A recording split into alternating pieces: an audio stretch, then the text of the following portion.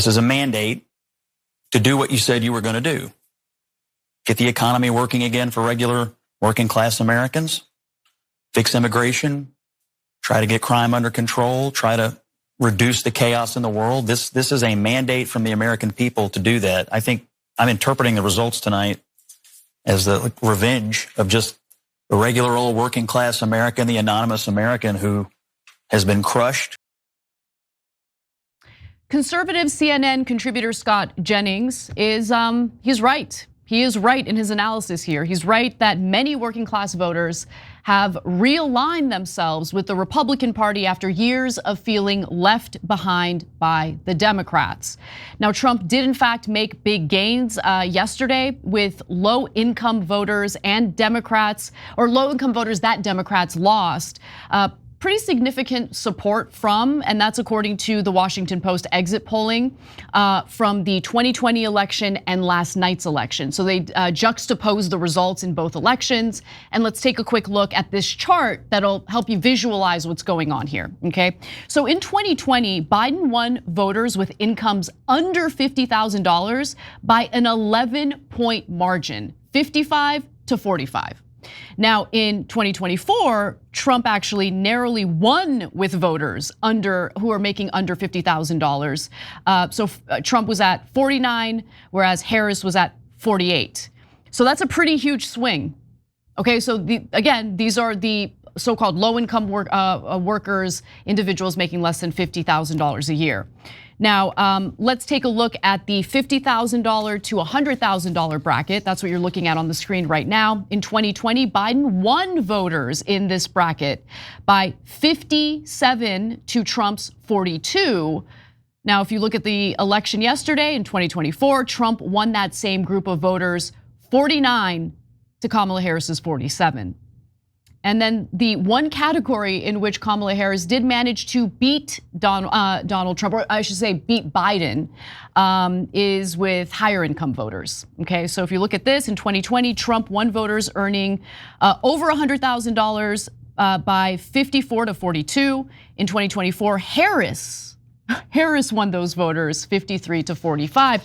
So when you hear the allegation that the Democratic Party is now the party of elites, I think that it's being manifested in some of the results in this presidential race with Kamala Harris, because clearly she has lost, those making under $50,000, those making under $100,000, but anyone making over $100,000 was way more likely to support her over Donald Trump. Yeah.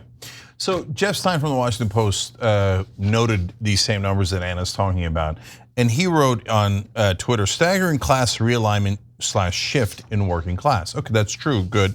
And then he said, Harris lost despite major shift of affluent voters her way.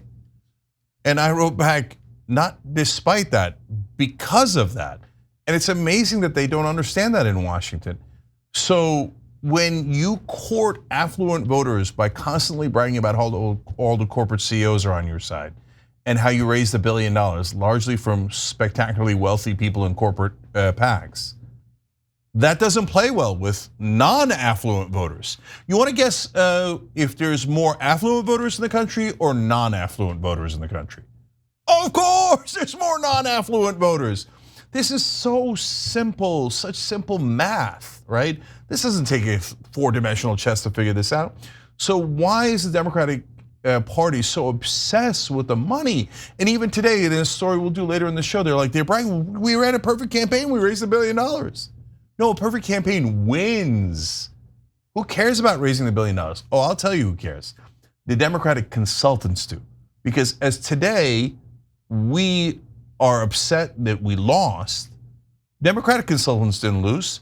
They got 15% of $1 billion. That's why they emphasize the donors over the voters, because it literally makes them spectacularly wealthy. And then they think, who cares who wins? We're gonna do the same exact thing next time, and each time we're gonna take 15%. That's the normal rate that they take. That's 150 million reasons for them to sell you out. And then Washington Post reporter, I don't know the context of it, so maybe he didn't mean it that way, but is saying, I can't believe we lost despite the fact that we had the rich on our side. That is an unbelievable thing to say. Okay, but this is what I need to understand, Cenk, because any American worker in this country who bungles their job, if I were to come here one day and decide, I didn't prepare a show, okay? I'm gonna come on the show and I'm gonna do whatever I want, and I'm not gonna deliver on what my job title entitles you to expect from me, right? I think you'd fire me, I don't know, right? But there'd be consequences, there would be consequences. Yeah, I mean, people have to do their job. People have to do their job. Elementary. So when it comes to these Democratic consultants, I get what their incentive is, which is that 15% cut. But the whole point of their existence is to help Democrats get elected. So when they bungle what they're supposed to do, where are the consequences? And why do these idiots keep getting hired? So first of all, the Democratic Party at large has lost the thread, right? So they've confused the means for the ends, and so they're so obsessed with raising money. And so we didn't get to a clip from my interview with Steve Cohen last night, where the representative from Tennessee, and he was like, "Well, we got to keep raising money." When I questioned him on this thing, let's actually get that clip ready if you guys don't mind. It's the last clip from the A block, but go ahead. Yeah, and so no, but what's the point of raising the money is to win, because the consultants I get, the lobbyists I get, but for the actual Democratic politicians, they actually do want to win. That their fame, status, power, etc. is on the line. Would Kamala Harris wanted to be the president instead of not being the president? Of course she would, right? So why do they make the mistake of hiring the same consultants?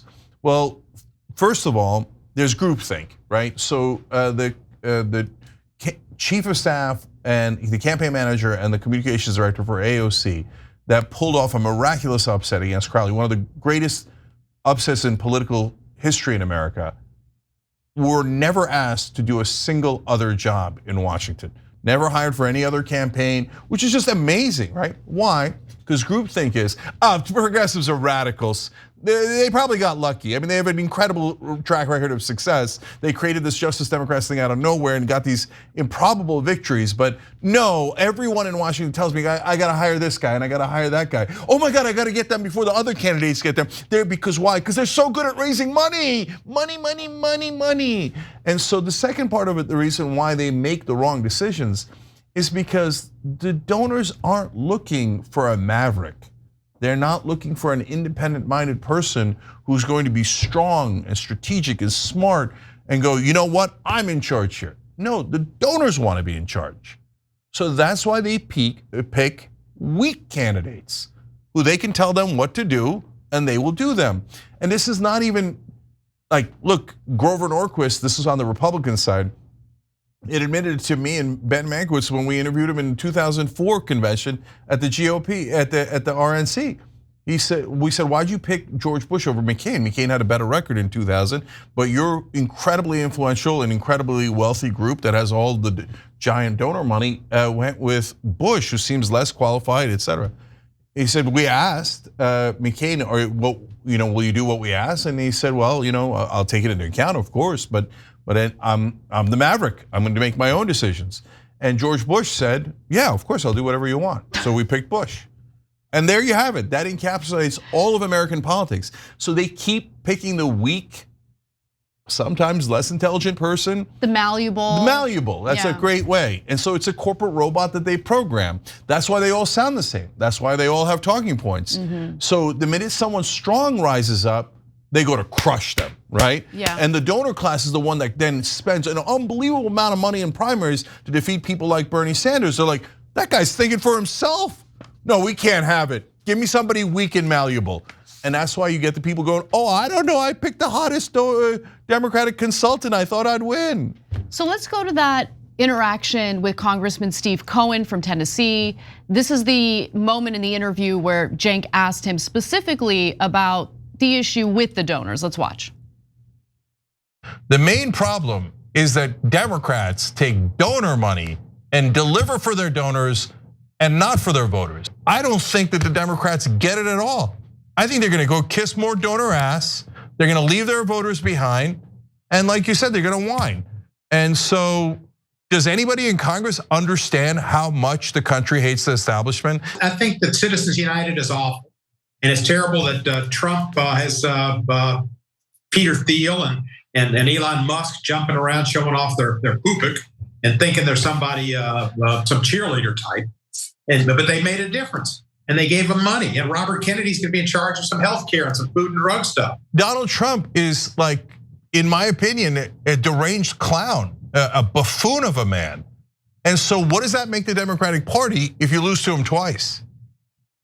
Well, it may be the American electorate, because he got the votes. Some of them were people that were selfish and greedy, and they wanted better tax rates and give more money back to their kids who are the lucky sperm club. But it might have just been people that are angry about people getting handouts, as they think. And a lot of the white voters thought that blacks are getting handouts, that the illegal immigrants are getting handouts, et cetera, et cetera, et cetera. We have a constituency, and the only way to get to them is through advertising, and the only way to get to them is through money. And if you give up all the money, you're not helping yourself. I'm going to be generous and just stop at saying that I disagree with what he says there. I mean, look, again, I can't emphasize enough. If you look at the polling and if you look at what voters have been screaming from the rooftops about 7 in 10 Hispanic voters nationally rated the economy as either not so good or poor, and a slim majority supported Trump. Roughly 4 in 10 Hispanic voters also said the economy was their top issue, and these voters preferred Trump by a roughly 2-to-1 margin over Harris.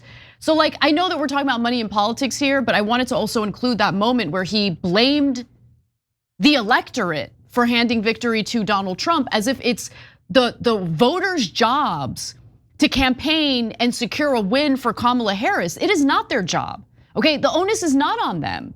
So what is the point of raising the money if the money isn't gonna help, the candidate get elected, because she isn't listening to the people? And that's what happened with Kamala Harris. Yeah, blaming the electorate for your losses is Washington mind virus defined. Really, yeah. So, look, I appreciate that he's honest and came on the show. I always appreciate when people do that. But again, it's not about him. It's almost every Democrat in Congress thinks that. He's one of the ones that are more left. The other candidates are way more corporate than him. So, okay, I actually want to go to 2 members that made 2 great points here about this topic. Concept of a username said 13 million fewer people voted this year. 13 million people weren't encouraged to vote. They had nothing to vote for. They were only told what to vote against. That's very true. It's such a great point. As I was looking at the numbers this morning, I was like, oh my God, look at how much less voters Trump had. And then, oh my God, Kamala Harris, because Trump is winning the popular vote. So remember, Biden had 81 million votes, and now they're not. Neither candidate's near that, right? 13 million people less voted. Why? Because you didn't give them a reason to vote, and then you give them you blame them for doing it like they let you down. Was it their job to make sure that you had status and fame and wealth, or was it your job to make sure that they had enough money to get by, et cetera? You're not motivating them. The race thing isn't motivating anyone. Anti-Trump isn't motivating enough people. So you've got to deliver. And then one more, and I love doing the show with you guys. Thank you for being members through tyt.com. Pessimistic Progressive said, one other stat was that Harris went down in Republican voters from 5 to 4% compared to Biden. So all that courting Cheney voters resulted in what? Okay, let me just say, no one likes the neocons. No one. Okay, Republican voters don't like the neocons, Democratic voters don't like the neocons. The notion that Kamala Harris was somehow going to cater to moderate Republicans by prancing around with Liz Cheney is laughable to me. And she preferred to do that instead of actually listen to Arab American and Muslim American voters who wanted some commitment in regard to reining in Israel. But she was unwilling to do that because she had donors from the pro-Israel lobby, and she wanted that money. That money was more important. She's like, I can maybe make up the difference by trying to attract Republican voters, but it didn't work.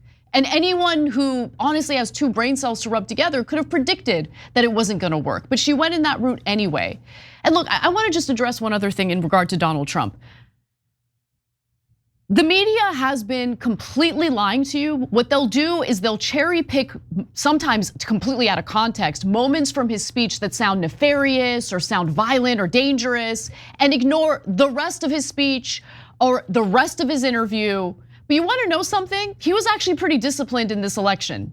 He kept driving home the message about the economy again and again and again. And so whether you believe he's going to actually improve the economy, put that aside. We're talking about the campaign strategy here. His campaign strategy was much better than Kamala Harris's, okay? And he understood, you say he's buffoonish. Okay, I don't think he's a buffoon. He's smart enough to understand that economic issues matter to voters, and that's the way he's going to attract them, including Black and Latino voters who typically and traditionally would vote for the Democratic candidate. I mean, and look, every time I would try to bring this up and tiptoe around it, people would get mad at me. But reality is reality, and either you accept reality and recalibrate the strategy that the Democrats are implementing, or you just continue with the magical thinking and hope for the best. And that doesn't always work out, as last night was proof of. Yeah, I agree and disagree with you on that. So first on the what he says. Yeah, the media definitely cherry picked some things like bloodbath that he referred to the car industry. He didn't refer to actual physical bloodbath. And some of them just flat out lied about that, and that was really troubling. And we made sure to point that out here. On the other hand, it's not like he didn't say unhinged things. He said, yeah. He said tons of unhinged things, right? So you didn't have to cherry pick to find a bad example. It was a target-rich environment, right? So on the reasons that he won, look, we all know he's not going to deliver. It's like said one of our members here, Rebel Dragon wrote in, I'm one of those low income voters. There's no way Trump is doing anything for people like me. People have short memories. He did nothing for us in his first term. That's totally right. I believe that's right. I don't think he's going to do anything for you now. He's going to do giant corporate tax cuts, etc. But as a matter of political strategy, he kept talking about and emphasizing, oh, I'm going to do better for the economy. I'm going to do better on inflation. I'm going to do better on immigration. These are things that every poll showed was among the top 2 to 3 issues. So when he's constantly emphasizing the top issues in his ridiculous way, outrageous way, different things that he says, and in his fake way, like he's not really going to address those. But I just keep coming back to this guy, I think his name was Nick Smith in Western Virginia when we interviewed him in 2016, and he works at a Waffle House, and he said, look, around here, a lot of people work in the coal mines, and we know the jobs aren't coming back, but when Hillary Clinton tells us that they're not coming back, and she she takes all of our hope away. Tells you to learn to code. And and does these things that don't help us at all. Trump at least had the decency to lie to us. And so as a political strategy, that is true. And what would be fantastic is if we once in our lifetimes, well, we did have one, Bernie, that actually said the right things and meant the right things. Oh my God, that would be amazing, right? But at least he had enough sense to emphasize the things that the American voters actually cared about. And then he has this giant advantage of what I call accidental authenticity. It's just because he can't help himself. So he'll say in his speech, my consultants told me not to say this, but I like punching women in the face, right? I'm kidding, a little bit of hyperbole, but he literally talked about putting Kamala Harris in the ring with Mike Tyson, right? So he says these things that are crazy because he's crazy, but what it tells the audience subconsciously, the voters subconsciously is, that's not a corporate robot. That's a real person with all of his faults and etc. Meanwhile, the Democrats keep sending out these, hello, I have these great talking points. All the corporate CEOs are on my side. And I was going to do something about price gouging, but I promise I won't anymore. Mark Cuban, please go out there and tell everyone I didn't mean a word. Well, then you're at a massive disadvantage. So what we're looking for here is a candidate that strategically talks about the issues that the voters care about, not your buddies in Washington and not your donors, but also, for God's sake, means it. If you enjoyed this video, that's because of our members. They make us independent, they make us strong, and they make us honest. Become a member today by hitting the join button below.